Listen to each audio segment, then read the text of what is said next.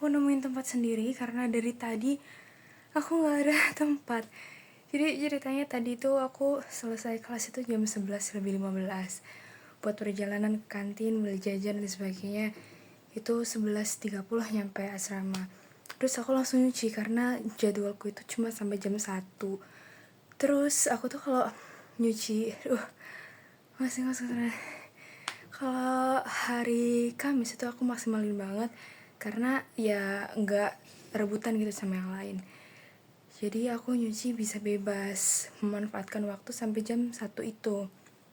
Nah biasanya aku tuh bikin video itu kan di musola samping ruang makan, dan itu waktunya sebelum duhur. Sedangkan ini aku selesai nyuci itu 12:30-an. Yang mana itu pasti kan udah banyak orang sholat.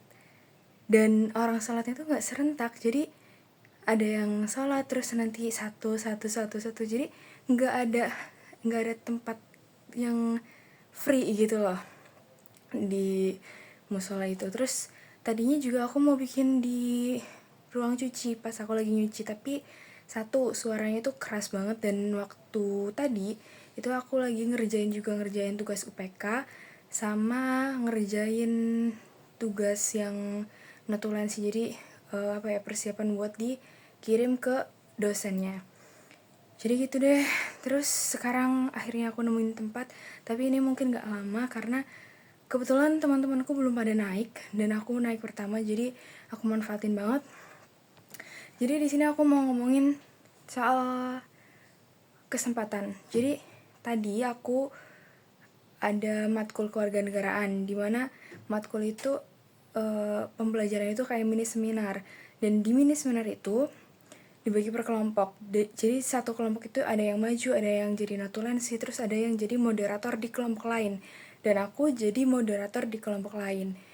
Ini benar-benar kesempatan buat aku karena sebenarnya pas aku udah mulai challenge ini, aku nemuin beberapa kesempatan yang sebenarnya sejalan banget dengan apa yang aku inginkan. Dan kebetulan semalam itu aku baca juga di buku yang sama, Berpikir dan Berjiwa Besar, itu ada tulisan jika ada kemauan pasti ada jalan. Itu juga sebenarnya kalimat yang udah sering banget kita dengar kan. Nah setelah itu aku pikir-pikir, iya sih bener, kalau misal ada kemauan, aku mulai challenge ini, terus pasti ada aja jalan, ada aja kesempatan buat aku nyoba, buat aku praktek gitu.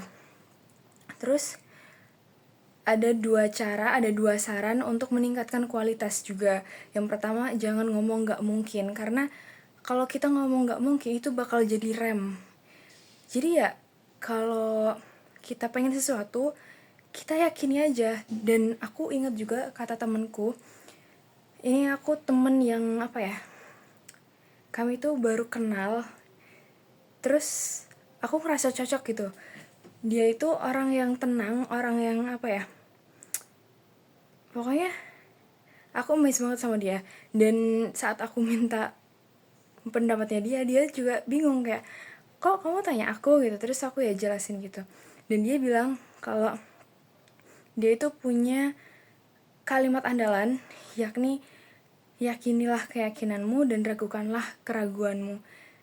Ini benar-benar kayak kalimat yang sangat dalam gitu, karena kalau kita yakin ya udah yakin, jangan pernah ada kata ragu. Kalau kita ragu ya udah diraguin aja semua yang kita raguin itu.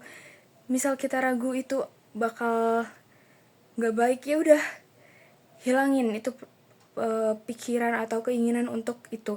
Kalau kita yakin itu bakal berhasil, yakin aja pasti ada jalan yang terbaik gitu. Walaupun nanti kenyataannya atau hasilnya memang nggak sesuai apa yang kita inginkan, seenggaknya kita udah yakin kalau apa yang kita inginkan itu bisa kita lakukan dengan semaksimal mungkin gitu. Dan yang kedua adalah, kalau kita pengen sesuatu yang istimewa, sesuatu yang spesial, sesuatu yang besar buat kita bikin list itu tentang apa-apa yang mungkin bisa menjadi peluang kita berhasil. Jadi kayak misal nih, contoh misal aku pengen jadi MC wisuda, aku harus list apa-apa aja yang aku yakini itu bisa bikin aku jadi MC wisuda. Jangan malah kita berpikir list-list hal yang nggak bikin aku berhasil. Jadi ketika kita pengen sesuatu tuh harus yakini semuanya, terus list juga apa-apa yang perlu kita persiapkan untuk mencapai keberhasilan itu. Oke, cukup sekian. Thank you.